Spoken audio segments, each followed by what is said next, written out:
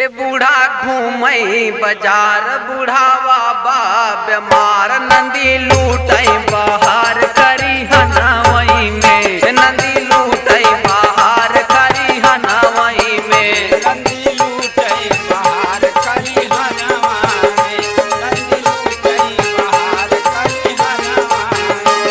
करी हनवा में करी हनवा में करी हनवा में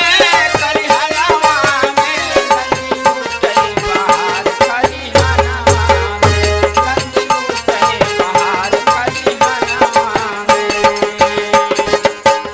पिया गैला विदेश बाटे बहुतई कलेस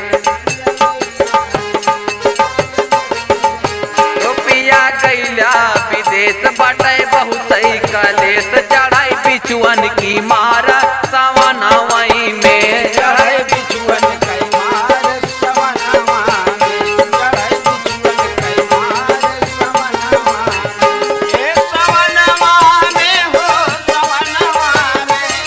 सवनवा में हो सवनवा में चढ़ाई बिचुअन कई मार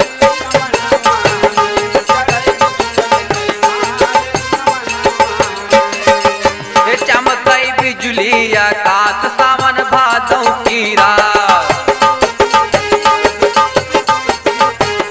चमकई बिजुली आकाश सावन भादों की रात करई पनिया बौछारा आंगनवई में करई पनिया बौछारे अंगनवा में करई पनिया बौछारे अंगनवा में ए अंगनवा में हो अंगनवा में अंगनवा में हो अंगनवा में करई पनिया बौछारे अंगनवा में करई पनिया बौछारे अंगनवा में अब कुछ ना सुझाए बलम गैला भुलाए अब कुछ ना सुझाए बलम गैला भुलाए बसी प्रीता तोहारा परनवा में बसी पीते तोहार परनवा में बसी पीते तोहार परनवा में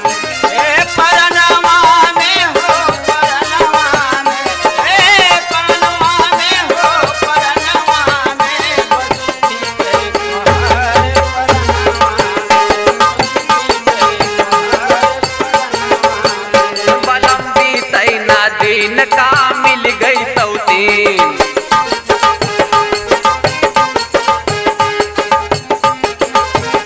बलम बीतई ना दिन का मिल गई सौतीन देह